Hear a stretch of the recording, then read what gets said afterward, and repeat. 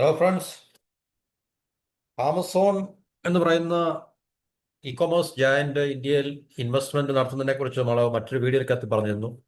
അതിനു മുമ്പ് തന്നെ മൈക്രോസോഫ്റ്റും അതുപോലെ തന്നെ ഗൂഗിളും ഒക്കെ തന്നെ വൻതോതിൽ ടെക്നോളജി ടെക്നോളജിക്കൽ ടെക്നോളജി ഇൻറ്റൻസീവ് ആയിട്ടുള്ള അല്ലെങ്കിൽ ടെക്നോളജി ഡ്രിവൺ ആയിട്ടുള്ള ഇൻവെസ്റ്റ്മെന്റ് ആണ് ഈ പറഞ്ഞ കമ്പനികളെല്ലാം തന്നെ ഇന്ത്യയിൽ വൻതോതിൽ നടത്തുവാൻ തീരുമാനമെടുത്തിരിക്കുന്നത്.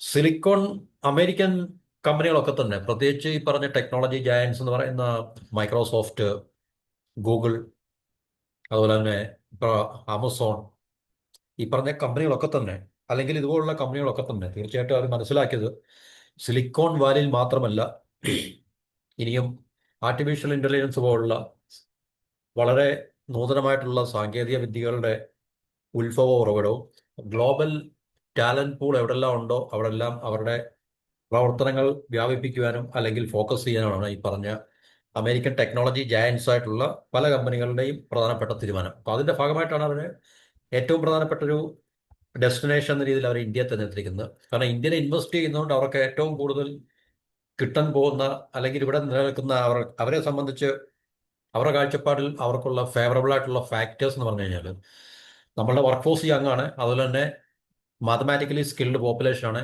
അതുപോലെ തന്നെ എഞ്ചിനീയറിംഗ് ടാലൻസ്, അതായത് കമ്പ്യൂട്ടറുമായിട്ട് ബന്ധപ്പെട്ട എഞ്ചിനീയറിംഗ് ടാലൻസ് എല്ലാം ഇന്ത്യയിലുണ്ട്.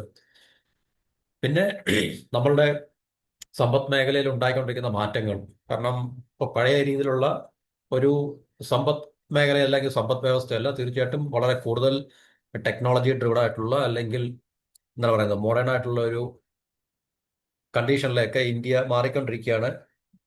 അതുതന്നെയല്ല, ഇന്ത്യയുടെ ഹ്യൂജ് മാർക്കറ്റ്, ഇവിടുത്തെ കൺസംഷൻ പാറ്റേൺ, കാരണം കൺസ്യൂം ചെയ്യാൻ വളരെ എന്താണ് പറയുന്നത് അംബീഷ്യസ് ആയിട്ടുള്ള ആൾക്കാർ അല്ലെങ്കിൽ കൺസ്യൂമർ മാർക്കറ്റ്, ഇതെല്ലാം കണക്കിലെടുത്തുകൊണ്ടാണ്. പിന്നെ സ്റ്റെബിലിറ്റി, ഡെമോക്രാറ്റിക് ആയിട്ടുള്ള ഗവൺമെന്റ് സ്റ്റെബിലിറ്റി, ഇങ്ങനെയുള്ള പല ഘടകങ്ങൾ കണക്കിലെടുത്തുകൊണ്ടാണ് ഈ പറഞ്ഞ ടെക്നോളജി ഫേംസ് എല്ലാം തന്നെ ഇന്ത്യയിൽ ഇൻവെസ്റ്റ് ചെയ്യാൻ വേണ്ടി തീരുമാനമെടുത്തിരിക്കുന്നത്. അപ്പോൾ അതിന്റെ ഫലമായിട്ടാണ് നമ്മൾ ആമസോണിന്റെ കാര്യം പറഞ്ഞു.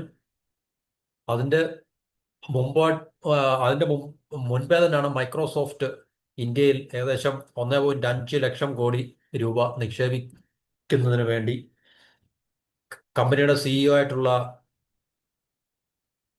ആരാണ്, സത്യ നദല്ലയും നമ്മുടെ പ്രൈം മിനിസ്റ്ററുമായിട്ട്, ഇന്ത്യയുടെ പ്രൈം മിനിസ്റ്റർ നരേന്ദ്രമോദിയുടെ കൂടിക്കാഴ്ച നടത്തിയതിനു ശേഷമാണ് ഈ ഒരു ഡിക്ലറേഷൻ. രാജ്യത്തെ ക്ലൗഡ് കമ്പ്യൂട്ടിംഗ്, ആർട്ടിഫിഷ്യൽ ഇന്റലിജൻസുമായിട്ട് ബന്ധപ്പെട്ട ഇൻഫ്രാസ്ട്രക്ചർ, ഈ പറഞ്ഞ കാര്യങ്ങളെയൊക്കെ വികസിപ്പിച്ചെടുക്കുക, അതുപോലെ തന്നെ ജീവനക്കാർക്ക്, കമ്പനിയിൽ ജോലി ചെയ്യുന്ന ആൾക്കാർക്ക് ഉയർന്ന പരിശീലനം നൽകുക, അത് വളരെ അത്യാവശ്യമാണല്ലോ. കാരണം ഇതുപോലുള്ള ടെക്നോളജിയുമായിട്ട് ബന്ധപ്പെട്ട മേഖലകളിലൊക്കെ തന്നെ അവിടെ ജോലി ചെയ്യുന്ന ആൾക്കാർക്ക് വളരെ റെഗുലറായിട്ടുള്ള ഉയർന്ന തരത്തിലുള്ള ട്രെയിനിങ് നൽകുക എന്നുള്ളതും വളരെ അത്യാവശ്യമുള്ള കാര്യമാണ്. അപ്പോൾ ഈ പറഞ്ഞ കാര്യങ്ങളൊക്കെ തന്നെ മൈക്രോസോഫ്റ്റ് ഈ നിക്ഷേപങ്ങൾ ഉപയോഗിക്കാൻ വേണ്ടി തീരുമാനിച്ചിരിക്കുന്നത്. അപ്പോൾ മൈക്രോസോഫ്റ്റ് നമുക്കറിയാം ലോകത്തിലെ ഏറ്റവും വലിയൊരു ടെക്നോളജി ജയന്റ് ആണ്, ടെക്നോളജി ഫീമനാണ്. അപ്പോൾ അതിനകത്ത് അങ്ങനെയുള്ള മൈക്രോസോഫ്റ്റ് ഇന്ത്യയിൽ ഓൾറെഡി അവരുടെ ഓപ്പറേഷൻസ് ഉണ്ട്, ഇല്ലെന്ന് പറയുന്നില്ല. ആ ഓപ്പറേഷൻസിനെ അവർ കൂടുതൽ ഇൻവെസ്റ്റ്മെന്റിൽ കൂടെ വ്യാപിപ്പിക്കുകയാണ് അവരിപ്പോൾ ചെയ്യാൻ പോകുന്നത്. ഏകദേശം 1.5 ലക്ഷം കോടി രൂപ, ബില്യൺ ഡോളർ കണക്കിലായി $17.5 ബില്യൺ. ആമസോൺ $35 ബില്യൺ ഇൻവെസ്റ്റ്മെന്റ് ആണ് നടത്താനിരിക്കുന്നത്. അപ്പൊ നമ്മുടെ PM-ഉമായിട്ട്, പ്രധാനമന്ത്രിയുമായിട്ടും നടത്തിയ ചർച്ചയ്ക്ക് ശേഷമാണ് കമ്പനി ചീഫ് എക്സിക്യൂട്ടീവ് ഓഫീസറായിട്ടുള്ള സത്യൻ നദല്ല ഈ പറഞ്ഞ കാര്യം, ഈ നിർണായകമായിട്ടുള്ള മൈക്രോസോഫ്റ്റിന്റെ ഇൻവെസ്റ്റ്മെന്റിനെ കുറിച്ചുള്ള പ്രഖ്യാപനം നടത്തിയത്. അപ്പൊ ആമസോണിനെ പോലെ തന്നെ ഏഷ്യയിലെ ഏറ്റവും വലിയ നിക്ഷേപമായിരിക്കും ഇന്ത്യയിൽ. കാരണം ചൈന കഴിഞ്ഞാൽ പിന്നെ ഏറ്റവും വലിയ നിക്ഷേപം നടത്താനുള്ള സാധ്യത ഇന്ത്യയിൽ തന്നെയാണ്. മറ്റൊരു രാജ്യത്തിനും ഏഷ്യയിൽ ഇങ്ങനെയുള്ള ഇൻവെസ്റ്റ്മെന്റിനെ അബ്സോർബ് ചെയ്യാനുള്ള കപ്പാസിറ്റി ഉണ്ടോ എന്ന് നമുക്ക് തോന്നുന്നില്ല. 2026 മുതൽ 29 വരെയുള്ള 4 വർഷത്തിൽ ഉള്ളിലായിരിക്കും നിക്ഷേപം. ആമസോണിന്റെ കാര്യം നമ്മൾ പറഞ്ഞ 5 വർഷത്തിനുള്ളിലാണ്. ഇതിപ്പോൾ 4 വർഷം കൊണ്ടായിരിക്കും അവർ ഇൻവെസ്റ്റ്മെന്റ് നടത്തുന്നത്.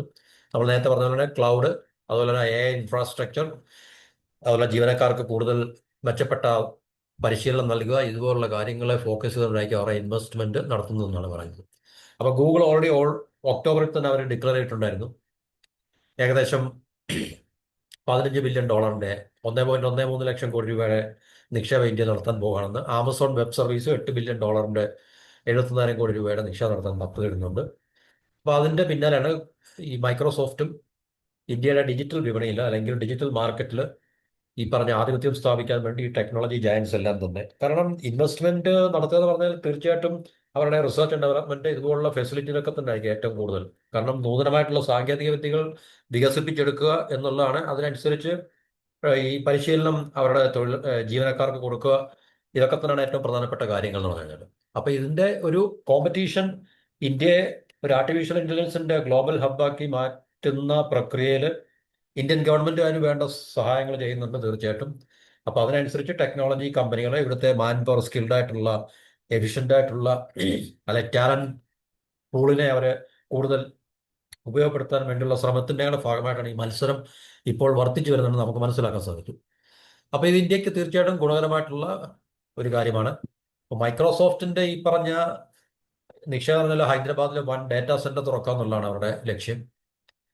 ഹൈപ്പർ സ്കെയിൽ ഡാറ്റാ സെന്റർ 2026 പകുതിയോടെ പ്രവർത്തനക്ഷമമാകും. ഇത് ഏകദേശം 22,000 ആൾക്കാർ ഇപ്പം നിലവിലുണ്ട്, അവിടെ ജോലി ചെയ്യുന്നുണ്ട്. അതിന് പുറമെ രാജ്യത്ത് ഉടനീളം കൂടുതൽ തൊഴിലവസരങ്ങൾ സൃഷ്ടിക്കാൻ, അതുപോലെ തന്നെ സാങ്കേതിക രംഗത്ത് ഇന്നോവേഷൻസ് കൂടുതൽ എന്താണ് പറയുന്നത്, നൂതനപരമായിട്ടുള്ള അല്ലെങ്കിൽ ഏറ്റവും പുതിയ ടെക്നോളജീസ് ആർട്ടിഫിഷ്യൽ ഇന്റലിജൻസിനും അല്ലെങ്കിൽ ഡിജിറ്റൽ കമ്പ്യൂട്ടർ ടെക്നോളജിയിലും ഒക്കെ തന്നെ റിസർച്ച് ആൻഡ് ഡെവലപ്മെന്റിൽ കൂടി അവർക്ക് ഉണ്ടാക്കിയെടുക്കാനുള്ള പദ്ധതികളാണ്.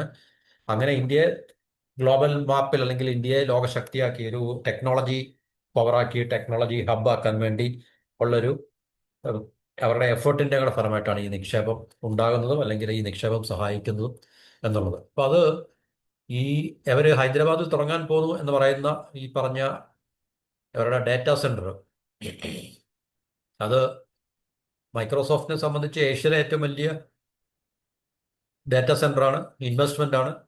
ഹൈദരാബാദിൽ ഏകദേശം നമ്മളുടെ കൽക്കട്ടയിലുള്ള 2 ഈഡൻ ഗാർഡൻ സ്റ്റേഡിയത്തിനോളം വലിപ്പം വരുന്ന സ്ഥലത്താണ് ഈ പറഞ്ഞ ഡാറ്റാ സെന്റർ അവർ തുടങ്ങാൻ പോകുന്നത്.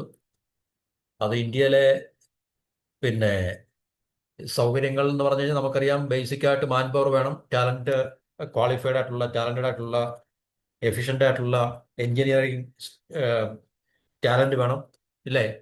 ഇംഗ്ലീഷ് സ്പീക്കിംഗ് പോപ്പുലേഷൻ ഉണ്ടാകണം. ഇതെല്ലാം കൂടെ കണക്കിലെടുത്താണ് തീർച്ചയായിട്ടും. അതുപോലെ തന്നെ ഈ പറഞ്ഞ കാര്യങ്ങളൊക്കെ തന്നെ, അതായത് നമ്മുടെ എഞ്ചിനീയറിംഗ് ടാലന്റ് പിന്നെ സ്കെയിലിലും അഫോർഡബിലിറ്റിയിലും അഡാപ്റ്റബിലിറ്റിയിലും ഒക്കെ അൺമാച്ച്ഡ് ആണെന്ന്. അൺമാച്ച്ഡ് എന്ന് പറഞ്ഞാൽ നമുക്ക് പകരം വയ്ക്കുവാൻ, അല്ലെങ്കിൽ സ്കെയിൽ എന്ന് പറഞ്ഞു കഴിഞ്ഞാൽ അത്രയ്ക്ക് പിന്നെ നമ്മുടെ ഇവിടുത്തെ പോപ്പുലേഷൻ ഒരു കാരണമാണ്.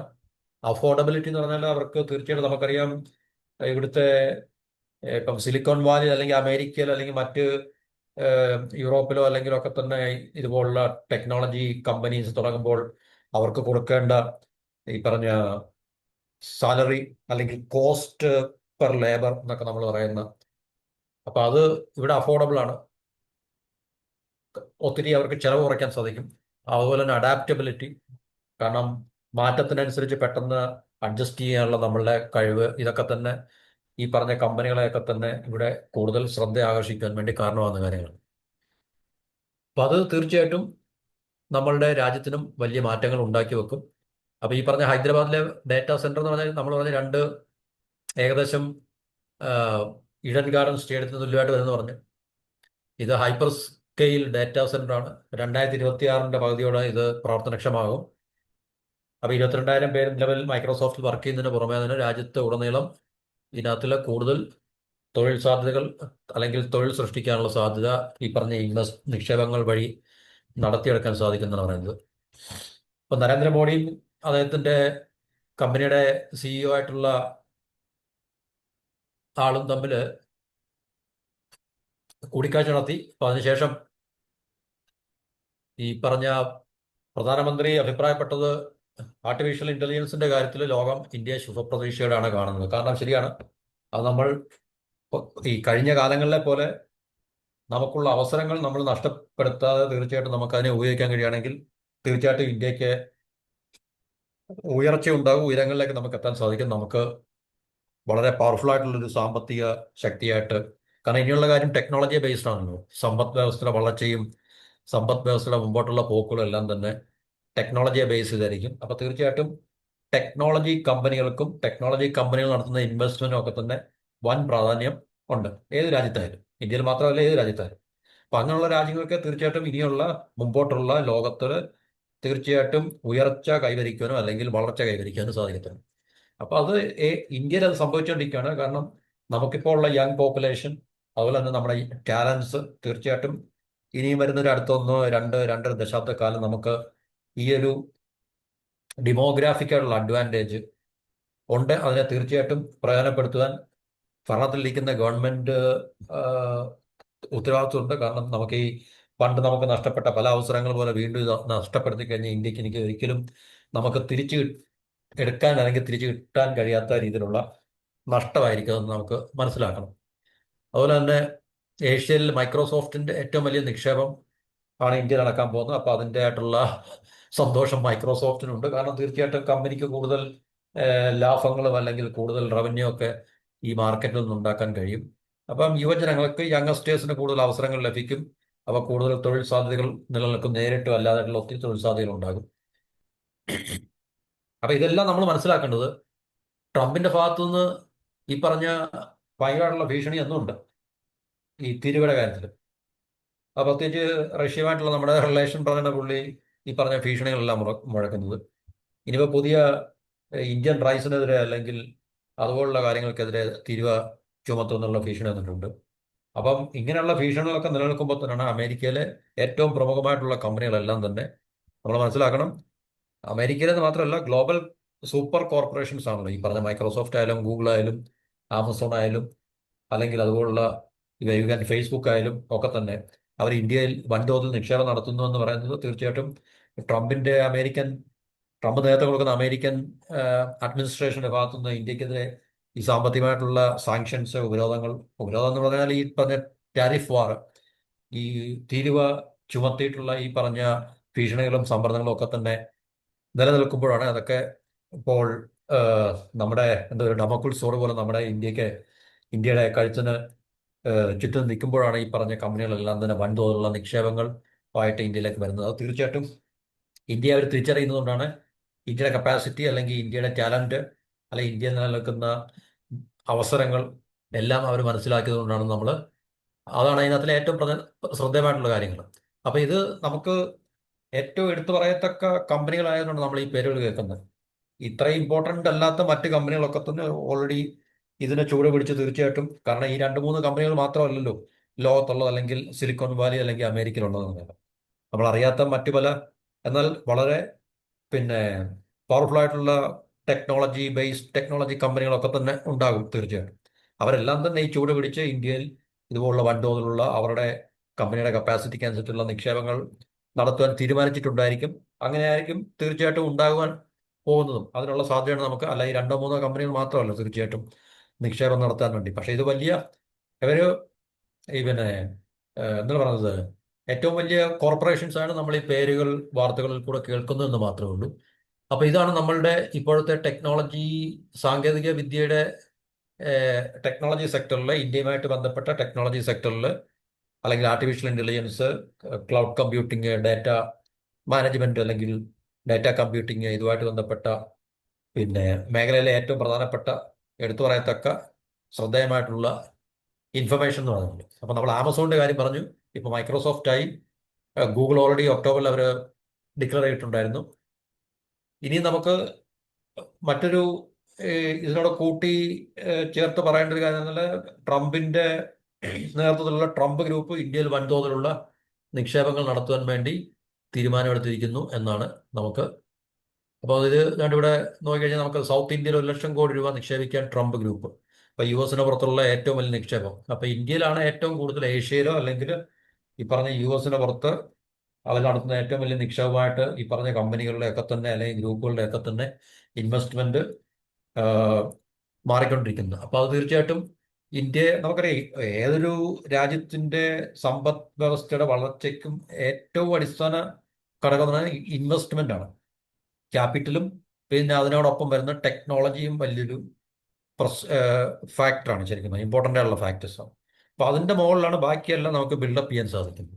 ഇൻവെസ്റ്റ്മെന്റ് ഇല്ലെങ്കിൽ, ഇപ്പം ഇന്ത്യ പോലുള്ള രാജ്യങ്ങളൊക്കെ ഫണ്ട് നമുക്കിപ്പോൾ സ്വന്തമായിട്ട് ഇൻവെസ്റ്റ് ചെയ്യാൻ പറ്റുമെന്ന് ചോദിച്ചു കഴിഞ്ഞാൽ നമുക്ക് ഈ സെൽഫ് സഫിഷ്യൻ്റ് ആകുക എന്ന് പറഞ്ഞു കഴിഞ്ഞാൽ അതിന് ഇപ്പം ഒരു ഗ്ലോബലൈസ്ഡ് എക്കോണമിയിൽ തീർച്ചയായിട്ടും ഇതുപോലുള്ള മൾട്ടിനാഷണൽ കമ്പനീസിൻ്റെ അല്ലെങ്കിൽ ട്രാൻസ്നാഷണൽ കമ്പനീസ് ഗ്ലോബൽ കോർപ്പറേഷൻ്റെ ഒക്കെ തന്നെ ഇൻവെസ്റ്റ്മെന്റ് ഉണ്ടെങ്കിൽ മാത്രമേ, അതോടൊപ്പം അവർ കൊണ്ടുവരുന്ന ടെക്നോളജി, കാരണം നമുക്കറിയാം നമ്മുടെ രാജ്യത്തൊക്കെ നമുക്ക് സാങ്കേതിക വിദ്യയുടെ ഒക്കെ കാര്യത്തിൽ നമ്മൾ വളരെ പിറകിലാണ് എന്നുള്ള കാര്യം നമുക്ക് കൃത്യമായിട്ട് അറിയാം. ശരിക്കും പറഞ്ഞാൽ ചൈനയുടെ വളർച്ചയ്ക്കൊക്കെ കാരണമായിട്ടുള്ളത് വെസ്റ്റേൺ അമേരിക്കയുടെ നേതൃത്വത്തിലുള്ള വെസ്റ്റേൺ കമ്പനികളുടെ Japan, Taiwan, Singapore, south Korea ഇതുപോലുള്ള രാജ്യങ്ങളൊക്കെ തന്നെ ഒരുമിച്ച് നിന്ന് അവരുടെ ടെക്നോളജിയും ക്യാപിറ്റലും ചൈനയിൽ ഇൻവെസ്റ്റ് ചെയ്തിട്ടാണ് ചൈനയെ സാമ്പത്തികമായിട്ട് വളർത്തിയെടുത്ത് ഇത്രയും കൊണ്ടുവന്നത്.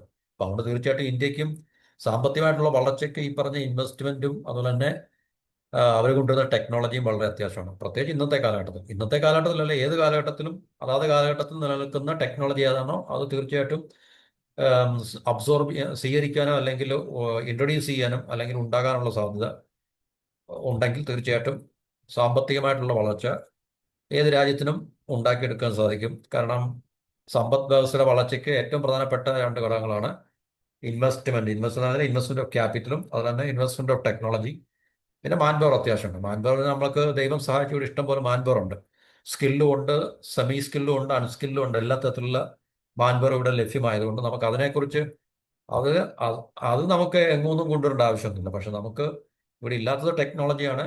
ക്യാപിറ്റൽ നമുക്ക് കൃത്യമായിട്ട് ഇവിടെ ഇൻവെസ്റ്റ് ചെയ്യാൻ ഈ പറഞ്ഞ മൾട്ടിനാഷണൽ ഗ്ലോബൽ കോർപ്പറേഷന്റെ വ്യത്യസ്തമായിട്ടുള്ള മേഖലകളിലുള്ള ഗ്ലോബൽ കോർപ്പറേഷൻസിന്റെ ടെക്നോളജിയും ക്യാപിറ്റലും വളരെ ഇനവിറ്റബിൾ ആണ്, അത്യന്താപേക്ഷിതമാണ്. എന്നാൽ മാത്രമേ നമ്മുടെ രാജ്യത്തിന്റെ സമ്പദ് വ്യവസ്ഥയ്ക്കും അല്ലെങ്കിൽ നമ്മുടെ രാജ്യത്തിന് സാമ്പത്തികമായിട്ട് നമുക്ക് വളർന്ന് മുന്നോട്ട് പോകുവാൻ സാധിക്കത്തുള്ളൂ എന്നുള്ള കാര്യം പറഞ്ഞുകൊണ്ട് നമുക്ക് ഈ ടോപ്പിക് ഇവിടെ അവസാനിപ്പിക്കാം. അപ്പോൾ അടുത്ത ടോപ്പിക്കിൽ നമുക്ക് ട്രംപിന്റെ നിക്ഷേപത്തിനെ കുറിച്ച് സംസാരിക്കാം. അപ്പം അടുത്ത വീഡിയോയിൽ കാണുന്നവരെ എല്ലാവർക്കും നന്ദി, നമസ്കാരം.